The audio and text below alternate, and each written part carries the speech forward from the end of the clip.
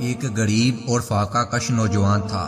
چلتے پھرتے گلی کوچوں میں پھیڑی لگاتا اور کچھ بیچ کر پیٹ پا رہا تھا۔ وہاں ایک مالدار عورت تھی جو حرام میں ہاتھ رنگنے سے باز نہیں رہتی تھی۔ وہ شیطان کا پھینکا ہوا ایک جال تھی۔ ایک دن وہ نوجوان اس عورت کے گھر کے پاس سے گزرا تو اس عورت نے کواڑ کو تھوڑا سا کھول کر وہی جانتے ہوئے اس سے پوچھا کہ کیا سامان بیچ رہے ہو؟ اس نے اسے بتا دیا کہ میں فلاں سامان بیچ رہا ہوں۔ عورت نے اس نوجوان سے کہا کہ اندر آ جاؤ، میں سامان دیکھنا چاہتی ہوں۔ وہ اندر داخل ہو گیا تو اس عورت نے دروازے کو اندر سے بند کر لیا اور اس نوجوان کو زنا و حرام کاری کی دعوت دے دی۔ وہ نوجوان اس عورت پر چلایا اور کہنے لگا، معاذ اللہ، میں اللہ کی پناہ چاہتا ہوں، اور ساتھ ہی اس نے اس وقت کو یاد کرنا شروع کر دیا جب تمام لذتیں مٹ جائیں گی، حسرتیں گھیرا ڈال لیں گی۔ اس نے وہ دن یاد کیا جب زنا کاری و بدکاری سے لذت اٹھانے والے اعضاء جسم ہی اس کے خلاف گواہی دیں گے۔ وہ پاؤں جن پر وہ چل کر گیا تھا، وہ ہاتھ جن سے اس نے چھوا تھا، وہ زبان جس کے ساتھ اس نے فاحش گفتگو کی تھی، بلکہ اس کے جسم کا ایک ایک حصہ اور رواں رواں اس کے خلاف گواہی دے گا۔ اس نوجوان نے نارے جہنم کی گرمی اور اللہ تعالیٰ کے عذابوں کو یاد کیا۔ وہ دن اور وہ منظر کیا ہوگا؟ زناکاری کرنے والوں کو جہنم میں لٹکا دیا جائے گا، انہیں لوہے کے کوڑوں سے مارا جائے گا۔ ان میں سے جب کوئی اس مار سے گھبرا کر فریاد و پکار کرے گا تو اسے فرشتے کہیں گے، تمہاری یہ آواز اس وقت کہاں تھی جب تم کہکے لگا لگا کر ہنستے تھے، کھیل تماشے میں مگن تھے؟ تمہیں اللہ تعالیٰ کا ذرا بھی خیال نہیں تھا اور نہ ہی تم اس سے حیا و شرم کھاتے تھے۔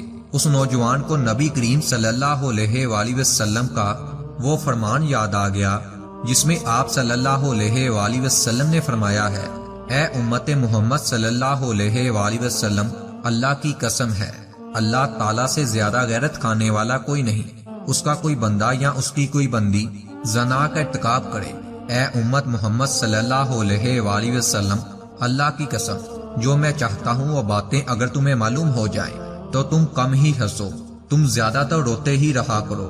اسے وہ دن یاد آ گیا جب نبی پاک صلی اللہ علیہ وآلہ وسلم نے خواہ میں زنا کاری کرنے والے مردوں اور عورتوں کو دیکھا جنہیں اڑاؤں مادرزاد ننگی حالت میں ایک ایسی تنگ جگہ میں بند کیا گیا تھا جو روٹی پکانے والے تندور جیسی تھی۔ اس کے پیچھے والا حصہ چوڑا اور بلائی جانب تنگ تھا، وہ اس میں چیخ چلا رہے تھے۔ اس کے نیچے سے بھڑکتی ہوئی آگ کا شعلہ آتا تھا، اور جب یہ شعلہ آتا تھا تو اس کی شدت گرمی سے وہ چلاتے تھے۔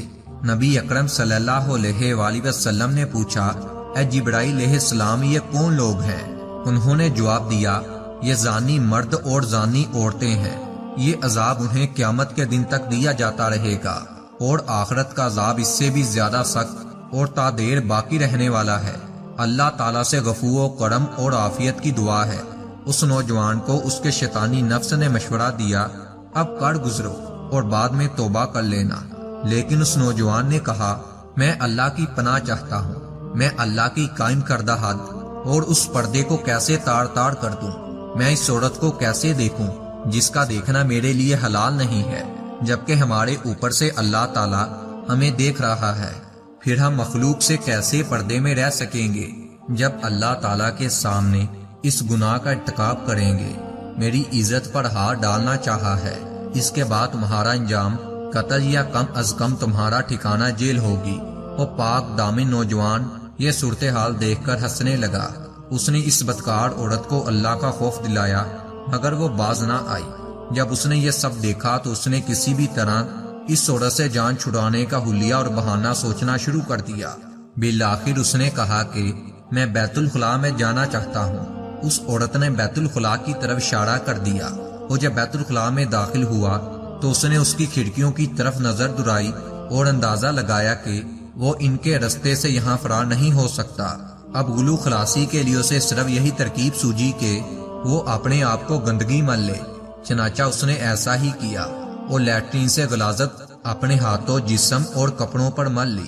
پھر اس فحاشہ عورت کے سامنے آ کھڑا ہوا۔ جب اس نے اسے اس حال میں دیکھا تو چلا اٹھی اور اس سے لیا ہوا سامان اٹھا کر اس کے منہ پر مارا اور اسے گھر سے دھکیل دیا۔